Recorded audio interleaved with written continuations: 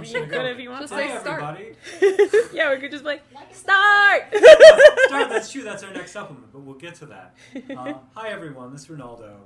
I wrote Break, which you probably already know if you're listening to this. And I've been wanting to try and start and do a kind of monthly update podcast to keep everybody informed as to what we're doing and maybe like talk about some stuff that might fall through the gaps if you don't follow us on the variety of social media that we post on. So that's what we're doing here. This is the first episode. It's probably not going to be super long, but we're testing stuff out. And I have two hosts with me. They're both mods in the Break Discord, so you might already be familiar with them, but I'm going to let them introduce themselves. Hi, I'm Maud Nafel. I'm the mean one. I wouldn't say mean. Maybe like the enforcer. Quietly enforced. We've gotten a lot calmer since That's fair. some of the we have dips in the hype of what's going on. That's fair. Now that we're getting pretty close to shipment, though, it's rising again, so be good. Yeah, that's fair.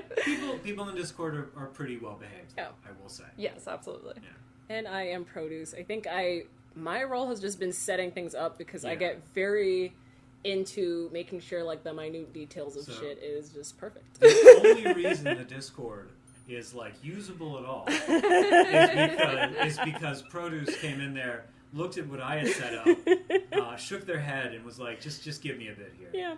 And so that they're In fact, it was quite the compliment when you called me a Discord formatting wizard, because that means a lot coming from you. I mean, you did help a lot, so it was great. Yeah. So everybody noticed that I'm not saying anything about my Discord formatting abilities. Neither are we. Yeah. That's because they're very polite. They're very polite. But yeah, that's not where my skills lie, obviously. But yeah, no. You're much more of like, you do a lot of stuff in the background, I think. Yeah. When we had a bot issue that you helped deal with. Oh, yeah. I hope it helps. Well, I say we had a bot issue. That's fair, yeah. Discord has a bot, yeah. issue. I was sad I missed some of that. Oh, It was yeah. only up for like 5 minutes, and I came on. I was like, oh man, I missed the Yeah. bot. You missed the bot. I'm sure they'll be back. Don't say that. Don't. Let's not. Let's Tis not the invite ebb them. and flow The of ebb the and flow of internet. Discord. I guess that's true. Yeah.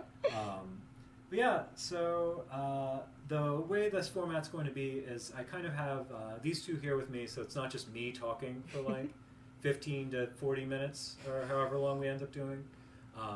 And we've got a couple of discussion points here, and they may surprise me with some questions. So I'll pass it off to whoever is going to be handling the first talking point. Yeah. All right. So we are, I guess, gonna be focusing on the release of Break, the physical release, which I know some people have already gotten. Must be nice to live in the UK. Yeah, I'm sorry. I'm sorry, my fellow USAers. I failed you. They won, and it's on the 4th of July. Yeah. No, that was just a matter of logistics. Once the books are printed, they ended up all going to the UK shipping center, and so obviously, like the Europe stuff was able to be handled first. Yeah. We've been trying really hard to try and push to get these out to everybody. We really, really want everybody to get their books. But we love when you guys post the pictures of the books that you It got. makes me so happy. If it helps, I also haven't gotten my book. Well, of course you know. And I know the man who made it. Yeah. Technically, I haven't gotten mine. That is true. I got the Absolutely advan- no nepotism here. I did get an advanced copy of the special edition, but as I've said to I've told everybody here, I want the standard edition because Mariah's on it. That's my character. Yeah. So, but I'll get it eventually, as will all of you. And again, I appreciate everybody's patience on that. We are looking. Shipment's supposed to start very soon, if not already, if in the U.S. Yeah. So, check your emails, everybody. GamesQuest will send them. But yeah, so that's I'm happy they're getting out there. I am sorry they took longer than we expected them to, but a lot of that's logistics and just everybody's doing their best. Mm-hmm. So yeah. But I guess, so For the Ennies, do they have a physical copy of those? Yeah, we had to Nice. with the Ennies, we kind of had to send stuff to the Ennies ahead of time. Oh, sorry, anyone who didn't get a chance to become an Ennie's judge to get their copy early. Well, I mean, that's kind of, again, that's a weird thing. Yeah. We submitted the PDFs and stuff and all that, so it was a little faster. Mm-hmm. You know, we want to get physical copies too, but you know, it's a toss up how that goes. But also, it's cool as hell that you got to submit your book Yeah, like just for the Ennies. Yeah. And you got nominated in a couple of categories. Yeah, a couple of categories: best family product / game, Yeah. and best layout and design. It's a really nice thing. You know, I didn't know if we would get nominated for anything. So Anything? anything. No, I think being nominated really is a validating kind of thing. Like these awards are always it's like you wanna be measured about them because again it's a matter of like you know, once it hits a certain way it's like whose fans are kind of going to come out and vote, you know, what the judges liked, where the and I think those are all worthy things, right? Yeah, and as we discussed earlier, the competition's really fierce this year. Oh yeah, no, it was that's one of the reasons I just didn't think like, you know, I didn't know if we were going to nominate because I'm like, oh, there's some really good games out there. Should have held back another year. Yeah, we should have waited for a slow I'm year. sure everyone would be understanding. Yeah, what's another year on a decade, right? Oh my gosh. But no, we really wanted to, you know, the important thing is the game's out there. It's nice to be nominated. And for me, that's really the big thing. You know, yes, it would be nice if we win. Yep. It would be nice if we won either of these categories. Both. Yeah, or both. Yeah. I do think, you know, I saw the nomination and I joked with you all afterwards, the best family product. I was like, I kind of looked at that a little sideways. I was honored, but I'm like, really, us? And then another friend, he put it really well when he said, you know, I think, you know, it's like kind of the game is fun and easy to play. Yeah. And I'm like, that's fair. Yeah. And I have heard from a lot of like, even if we didn't design it to be specifically like a family game, we have gotten a lot of parents talking about running games for their kids. I think it's because you design it very accessibly. And that was especially, the hope, especially, it's accessible. It's accessible and it's very alluring in its design and its colors. I was going to say, hence the other category too. That's true. The layout you design. got Mario'd, which for you should be that's what of the highest order. If we win, like it's good enough for Mario and Kirby. They get best family game like every year at the Game Awards, which. I'm like, I think that's a good category. So I think that's good. And then layout design, I think, is obviously well earned. Like, Gray did a fantastic job, and I even joked to them back when we started, like, you know, I could write as much as I wanted, but like it was really his work in that category was going to catch people's eye. Yeah. So it made me happy to see that being kind of honored. Yeah. So yeah. Again, though, really fierce competition. So even if we don't come away with an award, I won't feel too bad about it. So you could put any nomination. I mean, that's what we want to do, right? If you're Annie nominated, I have another writer, I can't remember which one, but another RPG creator I know has any award loser on their as their like. Honestly, that's incredible. Right, all right. I think that's pretty good. So. I think even if we don't make it, that's a pretty that's a good one there. So yeah, I think I might. Are there a lot of awards for tabletop games? Yeah, there's a couple. Okay. There's a couple, and I. Oh, excuse me. I thought you meant categories. I was supposed to say yes. There's a lot, but yeah, there are a few. Yeah, there's a lot of Ennie's categories, and also there are a lot of awards. And I'll be honest, I'm a little I think because I've been working on Break for so long and kind of like all I've been doing as far as tabletop stuff is reading other tabletop games and maybe occasionally talking to friends about them. So I don't know a lot about the other awards shows, which I feel bad about because, you know, they're all probably important. Yeah, but I mean, it's also kind of one of those things where it's like sometimes if you know a little too much about very I wouldn't say niche, but it's just like you just want to make the thing that you're making. Yeah, and you don't want to get too into it. Whatever comes to you is nice, but if you're like, man, I really hope I win an award for this, like, I think that's it's kind of like when you're writing in a diary and you realize that you're writing in case somebody reads it. Yeah, and then you're like, no, I should just be writing this because I enjoy this and like I want to make something good instead of be like, I'm writing this to win an award, baby. Which I guess, you know what? If that's live your best life. No offense to any of our audience who are burgeoning game creators who are specifically creating a game to win an award. Right. I think also you are valid. I think there's a lot of different reasons to write these games, and my situation is different from say someone who's freelancing for a living, right? Yeah, that's so a good like point. I can take the time and write something that I like specifically, and I can put in what I like in the game and not have to worry about it. Yeah. Whereas like if you're writing for Wizards of the Coast or something like that, you have certain things you have to do, or if your next paycheck, you have like metrics to hit. Right. If your next paycheck is dependent on that game, you have to make sure it's something that's going to appeal to a lot of people. So I think those are all valid ways to write stuff. So my situation is entirely unique in that, but it does have different circumstances. So, well, speaking of things you like to write and do for fun and for yourself, tell us about Start. Oh yeah, there's Start. That's our.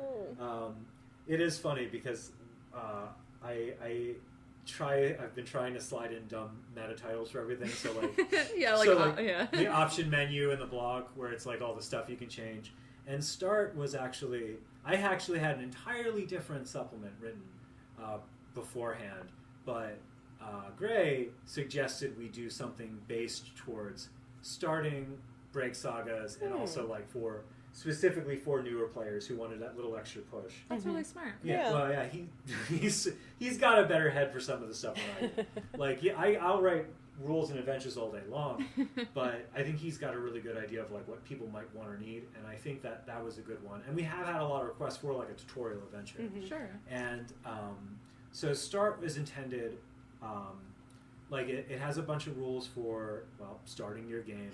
It has a bunch of like a couple of tips in the front. There's some stuff specifically like some new rules for like your party can have a party dynamic in it, which I think was pretty neat. And that gives you like a little special rule for your whole group. Yeah. There's a new species that everybody's excited about. I wonder which one. There's a tutorial. Like I say, a tutorial adventure, and what I should say when we say that, the adventure is meant for early Break characters, like maybe ranks 1 to 3, somewhere in that vicinity. And the idea is that the adventure kind of has little tips all over that tells you how you can run this and what the different ways you can run it in. And because it's me, I didn't want to just do a straightforward thing. So it's kind of like there's some whimsy in there. But we would expect nothing the magic and the whimsy. The magic and the whimsy. But also like it outlines a pretty sort of straightforward way to run this particular adventure, but then it also has sort of stuff in there so that you can pick it apart and kind of make the scenario your own, or use parts of it, or change it entirely. Nice. And it's also kind of got a bunch of other gameable stuff in there. That's my big thing. I always want to make something that's useful for people on different levels of like experience. And that's also kind of why we have the new species in there as well. Like I wanted a fun bonus in there for players. Or GMs who just want to introduce a sort of wacky stuff in there. There's some like there's a bunch of new adversaries, though I will say they're mostly themed towards the tutorial adventure, so you can expect a pretty consistent kind of monster. There's a wacky magical disease as opposed to the kind of scary magical disease we have in the main book. This one's a funnier one. More slapstick. Yeah. A little more slapstick. I like to throw a little bit in there, it's you got to have. I think it's again, you got to have your silly stuff and you got to have your scary stuff moving in similar measure. There was actually one of the I was testing out and Mod Nefeld was in this group. Someone mentioned one of the things in the sort of like things they encountered. They're like, oh, that's kind of creepy, and I'm like, yeah, but like in a Don Bluth movie kind of way, right? Like in a the spooky owl from Rats of Nim or something, where it's like this might spook you out a little bit, but it's still PG-13ish. Yeah. Yeah, no, I think it's good to show how dynamic the setting can be. Yeah, that's my hope. That's my hope. Is this one also planning to be like about 500 pages? Or No. I actually was given a hard limit. We're trying to go with these supplements. We're trying to stick to around somewhere between, like, the hope is somewhere between 30 and 50 pages. But... you say that with reservation. Yeah. I don't think it's all. I think it's sometimes going to be more than that, just because I want to put stuff in there. There's I think depending on what the theme is going to be a little shorter. Like the one I have planned after this, I'm writing that one now. The start is mostly drafted out. I'm adding a couple things to it after testing it a bit more, but for the most part it's done. And Gray's been working on the layout and art for it and stuff for it. The second one I think is going to be a little shorter, but that's because it's going to be more focused on player options and stuff. So, it's not going to have like a big adventure in it, at least not yet. Gotcha. And I want to get a couple of those out. And also, too, these shorter supplements we can release in a much faster way. Right. And we can always we won't have to wait 10 years. Yeah, you don't have to wait another decade. I don't plan on doing anything I don't plan on doing anything in the future that requires a decade to do. You never know. You never know. You never know. I could start a new project, but I'm probably not. I'm going to stick to this one. But yeah, and we also, after once Start gets up, we kind of want to work on some other stuff like a regular distribution run. Like we'd like to get it in stores. I would like us way. A lot of people have been asking about that. Yeah, I'm excited for that. I would like there to be a way for people to get the physical book on a regular basis without having to do crowdfunding every time. We'll have to see how that goes. The logistics of that is there. But hey, the PDF's always going to be available. So that's something. But yeah, I'm pretty stoked about it. And it is currently available. Not that everybody listening doesn't necessarily know that, but it's good to plug it. Yeah, I should say, if you want to get the Break PDF, you just have to go onto our Backer Kit page and you can order the PDF. Right now, orders for the physical book are closed because we're shipping. We're done with that. They may pop up again, and when Start comes around, we're definitely going to have a tier for a physical book. So if you missed a physical book and you want one, don't worry. There's still going to be a chance for it. But if you want the PDF, it's up right now. You can grab it. It's great. It's got all the things we wanted to put in there thus far. So it's got hyperlinks. That was very requested. I'm gonna say thanks again, Quag, for that. Quag's a Discord user. He saved our butts. Huge shout out. Yeah, huge shout out to Quag. I will say I do love how helpful of the users in Discord have been. Oh my goodness, yeah. Yeah, they're great. I would say if you're going to follow any of our social media things, I would definitely say go to the Discord. One, I can be there a lot because I'm a loser, but part of it too is we have a really friendly community. There's a lot of people doing like a lot of cool homebrew stuff on there. There's a lot of discussions about fun stuff. I occasionally get to explain why I did a certain rule or whatever a certain way. And then other times you get to not explain and instead put the well icon. I have an icon on there that's a picture of the sage kind of looking mischievously looking coy. And I post that whenever there's a question I don't want to answer directly, usually about the setting. Got to keep some of the mystery. Yeah, you got to keep some of the mystery.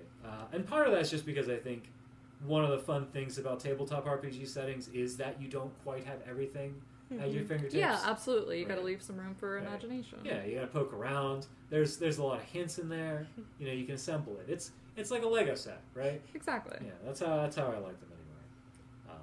But yeah, I heavily say. I guess you can follow us on Facebook or Reddit. Those are also good. There's actually some. I can't pay as much attention to it, but there is some fun conversation on the Reddit too. I feel a little bad just because I don't use Reddit a whole lot, but it's a good one. And then there's actually a couple of fun Tumblr posts as well. Oh yeah. There is 2 Tumblrs I can think of that one posts. Gosh, I forgot the name of it. But one posts like custom origins for characters, and the other is just called My First Break Character, which has kind of evolved into being a more generalized post about Break and that kind of stuff. And both those users are on the Discord as well. So neat. Yeah. it's those two. I'll have to peruse that later. I did not know about those. Yeah, I'll see if I can maybe. Yeah, they're pretty fun. You can link them in the description if that's not a bad idea. Yeah, I'll probably post this. This is going to be on YouTube. Okay. The place I'm neglecting. I'm sorry, YouTube. We were just talking about that. Yeah, I'm sorry, people on YouTube. This is for you, mostly, because we're going to host the podcast from now. But yeah, there's also, too, we've had a couple of fun actual plays. Roll for Percepticon has been doing a fun little break thing in there in the Discord. There was another one and I feel so bad that I forgot that they were there. There's I'm sure you can find them. And there's probably more that are going to pop up. So I love seeing that stuff. I also like hearing about people's break characters or their break adventures and that kind of stuff. Absolutely, and the art you guys make is amazing. Oh yeah, there's been some really fun art. There's one of the Discord users has been doing battlefield maps. They're beautiful. Yeah. Definitely worth checking out. It's Dury, I believe, has been doing those. Fantastic. So, yeah. So that's what we're working on. I will try to keep everybody updated on what we're going to release. I don't want to talk too far ahead because you never know what will happen, right? I might go, oh yeah, we're definitely going to release. One day we're going to release Warp, for example. Yeah, no, I'm over here like, should I bring up this, that, and that? Yeah. Because there's a lot of stuff everyone's really excited to see, all the genus callings, things like that. And these and two, Warp, I'm very fond of that. These two anything to do with Otherworld. Yeah, these two have gotten to test out a lot of the stuff that's showing up in That's true. We are pretty spoiled. Yeah, so, and some also accidentally showed me some holes in some of the things. So that's playtesting as well. We had one in particular. I have a calling called the Balladeer, which is a musical caster one. I love it. And Produce had a particularly fun character with that. But I learned a lot. Okay, I got to cut some of this down. There was a little bit of that with my war mechanoid very early on. Well, I was punch a hole through God. In fairness, though, that's as intended. That's the champion can also punch holes in a lot of things. So the war mechanoid can kind of, I think, keep up with the champion, but in different ways, right? Yeah, sure. Well, one of you, I think the champion's a little more relentless, but the war mechanoid gets stuff like missiles they can shoot. So. Yeah, I was about to say, I feel like the war mechanoid was sort of a compromise between Raider and champion. Yeah, that one's a fun calling. I don't want to get too far into that one because it's going to be fair, yes. But I can say the war mechanoid, as designed, is kind of stealthily a combination of the two kinds of warriors and a little bit of caster in there, but their caster effects are weird technology they get. So the aforementioned missiles, jump jets, that kind of thing.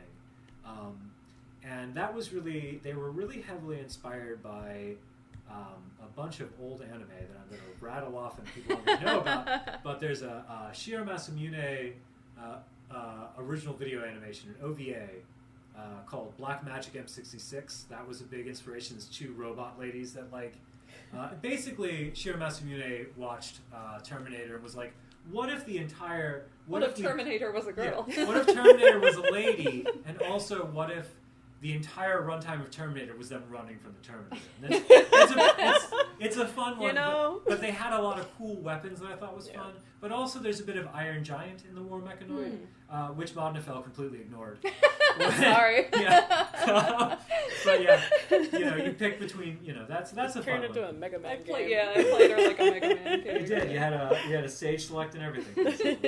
But yeah, that one's going to be fun when that releases. That one's probably going to release alongside the Fairy, which is the exact opposite in I was about to say, as Paradigm. That's probably going to be the first genus calling collection. Have we had anyone play the Fairy? No, and I think briefly. We briefly had someone, but but he kind of did what you're supposed to do with the Fairy. If I'm not mistaken, this was at least early on. It's largely for people who won't necessarily make every game. Yeah. It's a very good drop-in. It's a drop-in, drop-out calling, but it's also good for a calling, I think, for somebody who likes to take on more a support role. Absolutely. But you also can be very active as a fairy, but you're just playing. It's kind of you're playing on a different scale than the other characters. So, I like that we left a thing open for questions, and I just jumped right into. That's well, the I point. have a few, if right. you don't mind, and, No, and go this for is it. to circle back to some of the stuff we were talking about Right, earlier. right. Speaking of the option menu, do you have a favorite option menu post that you've made? Because Oh. there's some really good ones. Oh, I thank definitely you. have my favorite. Well, that's good. I think my favorite option menu post is actually the one for making histories. Okay. And the reason why is because that is stealthily a way to show people how to kind of make their own setting in a way. Because, And that's funny because I was about to say the same thing. My favorite of those is the how to make your custom setting. right. And of course, everything I had in mind was in the spirit of Break, but being able to tie that into the custom histories, it's... Yeah. And I think the reason why is because I think the histories... So I think with setting, something that's kind of underestimated a lot is that the rules in character creation and that kind of thing, that's how a lot of that is the player's first interaction with the setting. And so you're giving them the tools that they're going to be interacting with the sort of fiction you lay out. And one of the reasons I think histories are so important, in spite of being kind of a relatively short part of character creation, is they inform you about your character's place in the world. And so, like, if you roll something like, you're a Shadowlands nomad, that tells you something about the setting that you're not going to get like right off the bat. And you also don't have to look in the settings section to do that. You can just be a casual player, and even if you never touch the settings center, even if you never touch the book after character creation, you will know something about the setting of that. And that's one of the things I think the histories are really important. It's one of my favorites. My probably second runner-up is the sort of the calling one, just because I think I originally wanted that to be the standard rules, to be honest, but I actually decided against it because I thought, especially for new players, Yeah, it really adds to the ease to have them it makes there, it a but- lot easier to just kind of go out with an archetype. Yeah, but being a little bit more open with that and the options Right. also adds a lot for people Yeah. who are going to play this for years and years, which they will. Exactly, and I think that's kind of one of the other reasons you just brought up too. The reason I think the calling one is probably the one that gives you the most mileage, like because you can really just shift an entire character by making a couple of things. Absolutely. So yeah, those are probably my two favorites. Well, let's see. On a similar note, and we were talking about this earlier too, do you have a favorite fan homebrew creation? Oh, that's hard because now It is hard because there's a ton of them. There's a lot of really good ones, and I also feel bad because I don't want to undersell any of them. because True, they're all so that's good. fair, but I do think it is worth pointing out I- how thriving that community is. I'm going to cheat a little and use a broad category here. The stuff that people have done for virtual tabletop, I think, is probably one of my favorites. Not because I use it. Yeah, but because it makes I don't. it accessible to so many people. That's a blind spot for me. I don't know a whole lot about virtual tabletop. I've been blessed to have a really wonderful group I can play with on a pretty regular basis, and even even multiple groups in some regards. So I've never really had to lean into virtual tabletop, and even though I don't think it's not, I think there's a lot of reasons to play it. Even if you do have a regular group, there's still a lot of people who like that virtual experience. Yeah, I mean, we did a little bit of that. I during think the it's funny pandemic. that we They're- did do a virtual tabletop game, but didn't use anything for it. Yeah, It was just us yeah, yelling we did at it over each other. voice. Yeah. Well, you see, now you give me away because I don't know how to use all that Yeah, stuff. no, honestly, I think, but it also, I think, worked for the way that we did things. Yeah, anyway. we're a little more. Yeah. Yeah, I We think also have a pretty cemented group dynamic. Yeah. So. I was going to say, but I think that those people making stuff for like character sheets for Roll20 or like things for like the Foundry, whole programs, I think that's really cool. And we want to look into more, making like some of that more official, but we just got to figure out we've got to figure out some logistics to that. But, Sure. Logistics. Because that is something that's important. So that's probably my favorite. Okay. Yeah. Good answer. Yeah. Of course it is. Oh. Okay. Well, I have one more. It's silly. All right. If you lived somewhere in the break world, which region would you pick? Ooh. Oh, And this wow, isn't necessarily your favorite. I guess this Yeah. is the most livable. Right. Yeah, This would be the nicest place to live. Yeah, you're not an Right. adventurer necessarily. So Just I guy. can't assume I'm an adventurer because I think you're guy. cheating a You little might bit. become one. Yeah, Yeah, I think yeah. you're cheating. You can't assume you got to take it like as it is. And I think if I were to choose any place in outer world to live, okay, so it would not be in the Wistful Dark, even though that's my favorite part of the It's setting. beautiful, but It's not a favorite part of the setting. Also difficult to live there. You could also, be like a cool Tenebrae prince. Yeah, okay. Well, I don't think Again, that would be assuming that you're I a don't I'm think- a cool guy. you can use many words to describe me, and not one of them will be cool. Reynaldo, the cool Tenebrae prince. I should have gone personnel, that. Yeah, no. Unfortunately, the character that looks like me was not decided by me. That was Gray. That was Gray teasing me. You. And I did say his only rule for him was that he could not look cool ever. That's fair. I really wanted to avoid the self-insert character that's very cool and good and everything. So Manny is not a Gary no. Stu. No, Yeah, man. He's When not I write even- my own table talk. But I think probably I would want to live in, and this is kind of getting deeper into the setting, but I think I would probably want to live in on Stafeld, in the which is near a little island in the Twilight Meridian. And if you look at the book, it's kind of like where a bunch of old machines and stuff are. But the reason why I'd want to live there is because I'd want to work for the Helical Archive. Because they're a bunch of little nerds studying old history and machines. Yeah. And that's probably the place I would want to live the most. Even though it's a little dangerous, if you wander too far out, there's death robots and stuff. But a lot of death robots are trying not to be death robots. Yeah. They're finding themselves, and I would like to facilitate that. Aww. So that's probably the place I would live. Runner up would probably be, actually, you know what? That's not a very good runner up. I was about to say Lost Crystal, which is in the Buried Kingdoms. But there's a lot of secrets going on there. But I'll just say, too many secrets. But I'll say that the people who actually live in Lost Crystal are pretty nice. So I probably want to live around them. They have a lot of other issues though. So. But those are the two places. I could have been really boring. Like I would like to live in the other world. So I could have a house and a TV. You can have a house. I think you can have a house. I meant like with the normal easier. modern Yeah, editors that you're gonna used say, to. But I was going to say, I think you can have a pretty nice house in Outer World a lot easier than you can have one here. Oh so. yeah. Interest rates. Interest rates, yeah. Usually it's good. The only time they make you pay pay too much for the house in Outer World is when you're a weirdo adventurer that doesn't stay in town very long. Yeah. So they can't I could trust see you to them stick being a around. liability. Yeah, I don't know, man. What if you just get eaten by a dragon, and what are we supposed to do with this place? Yeah, what if your champion breaks the door? Just Right. trying to Just opening the door and can't stop doing stunts. But yeah, no. So that's a good question. Thank you for asking. I like talking about the setting. Of course. Yeah. Where would you live, Alice? Good point. Yeah. As much as, like Ray, I love the Wistful Dark, I think I would probably pick the Blazing Gardens because a lot of cool stuff grows there. That's true. You know what? That's a good point. Yeah. And, well, like, you can always get out of the sun. You can't really get out of the dark as easy. So, You can't rush in the night. yeah, exactly. Yeah. I mean, I'll put some blackout. They got curtains those little on. shard cities. You can just kind of hang around Yeah, there. that's good. Yeah, but you're confined. You're That's confined to true. there. That's Yeah, true. that's fine. The Twilight Meridian's a good in between, Yeah. but I'm not about that. That's not very. Extremes only. Yeah. Extremes only.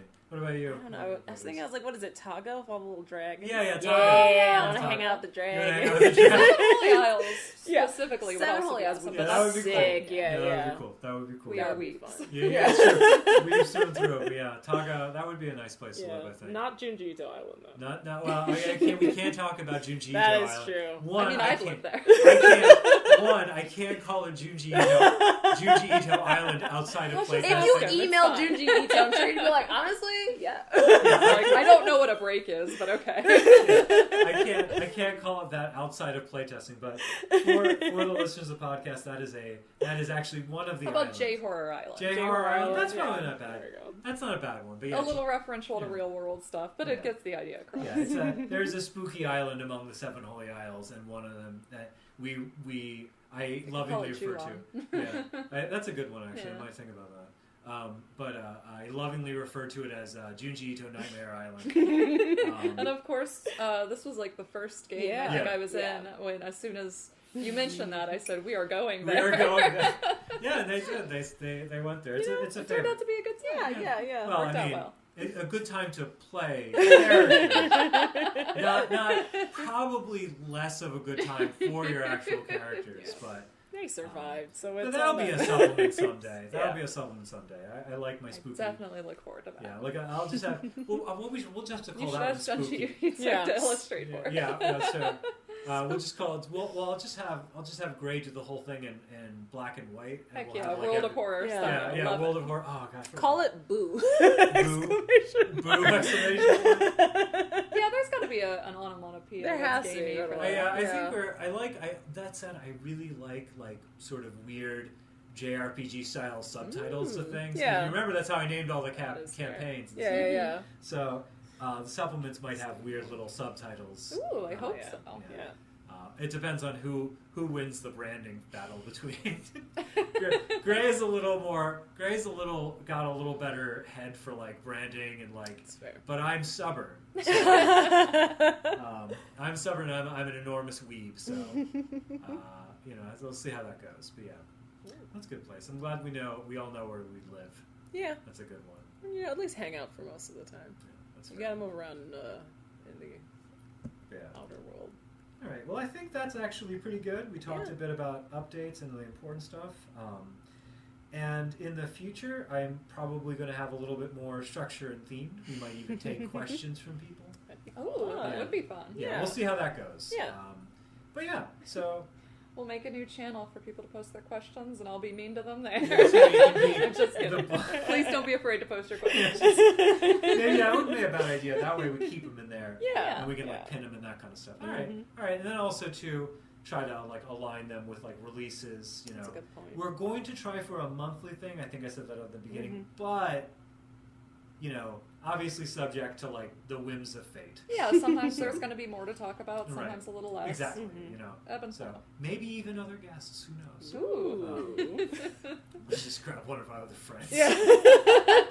No. People we know. People we know. No, like we'll see. Maybe Yeah. some other guests. Who knows? The world is our oyster. But anyway, thank you again for listening, and I'll catch you next time, or we'll catch you next time. Yeah. Bye, y'all. Bye.